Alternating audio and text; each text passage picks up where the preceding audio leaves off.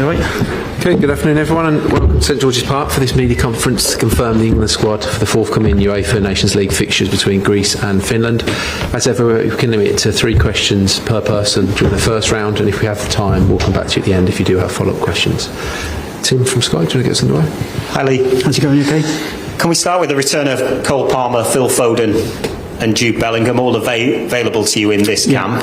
So I guess you've inherited one of the problems that Gareth Southgate had in trying to fit them all into your starting 11. So how do you solve that problem? And in particular with Cole Palmer, do you see a specific role to get the best out of him? Yeah, well, like all of the players, I think it's a challenge with the squad that we've got. We've got so many talented players.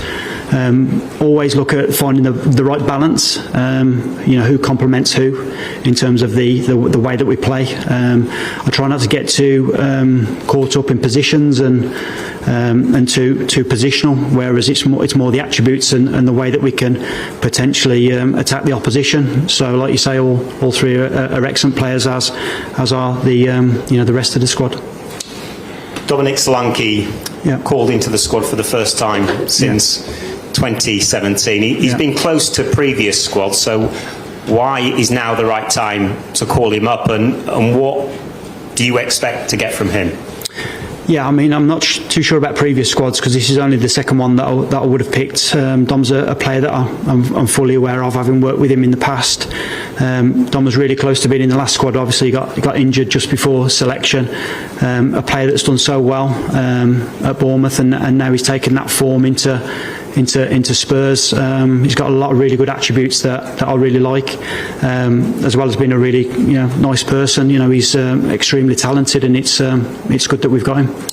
We revealed on Sky Sports News yesterday that there had been no contact with some of the potential leading candidates to take the long-term role as England head coach. I'm just wondering how much of a boost does that give you, and where are you at with your situation? Have you had any formal conversations with the FA since the last camp? No, I think it's really clear what my remit is. It was to take these 3 camps in the Nations League. Something that I'm really comfortable doing. Totally happy with that. My situation hasn't changed.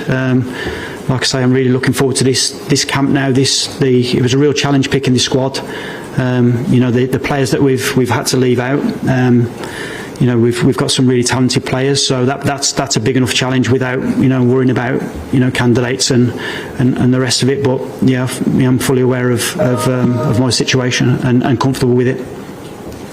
Hi Lee. Thanks. In the last squad there was no Kyle Walker, but he's back and played football at Manchester City now. Was that always the plan? Yeah, we spoke before the last squad announcement. It was he hadn't played a minute for Manchester City, so a player that we're looking forward to having back. I've never worked with him, but I think what he's done in the past for England is a player that I'm sure can help our younger players as well. Cole Palmer, you know him very well. Obviously, excellent season last season, but he's carried that on this campaign. Are you surprised that he's able to maintain that level? No, not really. I think known Cole for a number of years, seen how he's progressed. Every challenge that's been put in front of Cole, you've seen yourself. He takes in his stride. Doesn't get too high, doesn't get too low, and that's a brilliant attribute to have as a professional footballer. And it's great to see him doing so well. One of the breakout players this season is Morgan Rogers. He's not in the squad. Was he close to be named in this group? Yeah, there's a lot of players that were close to being in this squad. The talent that we've got available for us. The challenge is, would have been quite easy to name a 40-man squad and almost justify having them all in. But the challenge is making sure that we pick a competitive squad, and a squad where I think we can win the 2 games. Hi Lee. Since we last spoke to you, Ashley Cole's been sort of embedded back really into the FA.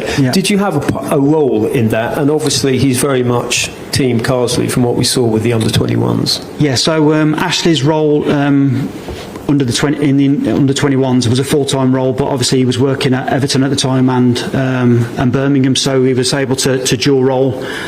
With this being an interim period, I thought it was best for all of us if the assistant was full-time, because of the amount of players that we need to get around and the importance of the role. So there's no change. But it was always a case that we could have had a full-time assistant. So it was very much you drove yeah, this. definitely. Yeah, I felt that I needed a full-time assistant. Yeah, just to take on some of the strains that go with the job.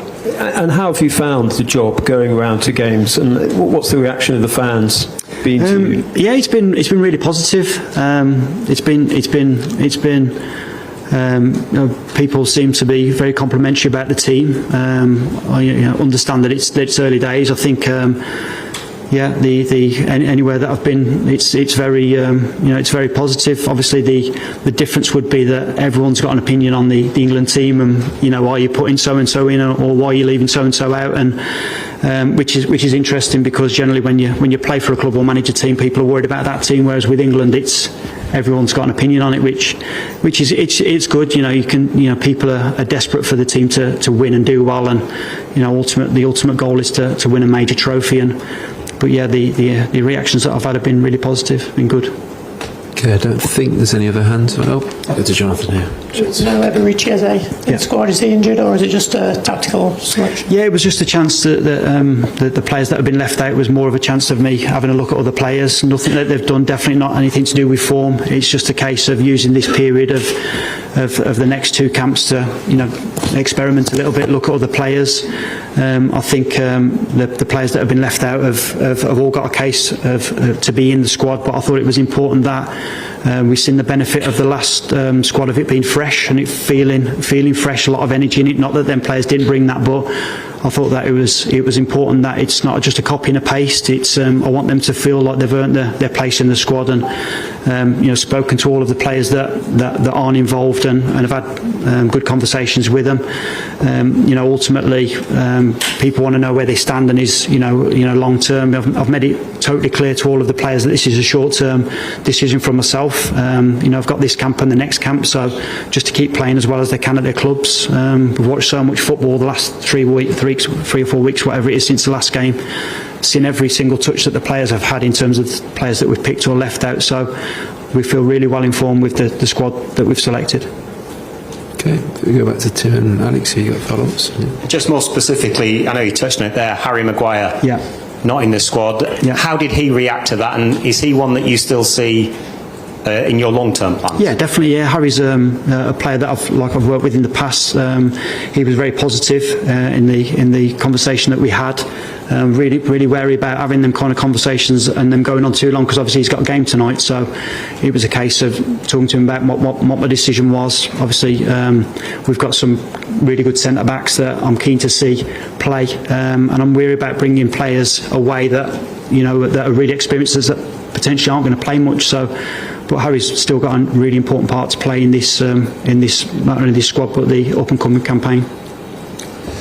And there's no recognised left backs, or Rico Lewis and Levi Colwell, and you've mentioned there that it's about attributes. But are you happy to continue without a specialist left back, or is it a position you'd look to in future? No, I think it's you always want that balance. The ideal scenario is that you've got a left-footed player in that area that's comfortable on the ball. I think we've got that with either Rico, Trent, Levi. We're quite lucky in that regard. We've also got really gifted wide players, so our height and our width and our pace will mainly come from the wide players rather than the fullbacks. Lee, there's been a lot of talk about Harry Kane, particularly in Germany, and whether he actually delivers in the big games. Bild called him invisible last night against Villa. I mean, you're obviously an admirer of Harry Kane. He's your captain. What are his strengths, and does he do it in the big games? Well, I was at the game last night. It was a brilliant game. I mean, the tempo and the level of game that I've seen was great to see. Harry Kane's a player that's really important to us. A player that will always score goals. I think sometimes with centre forwards, they're an easy target because they're the ones that you expect to deliver. I think it's you have to be aware that there's another 10 players that go with that as well, and he needs support. He needs to have chances created for him, and I think he's doing well. His goal record, I think it flashed up before the game. His goal record at Bayern is outstanding. That cannot be questioned. I can only go off what I see on camp, and he was outstanding last camp. The goals that he scored, the way he conducted himself, the way that he trained, he's in a good place.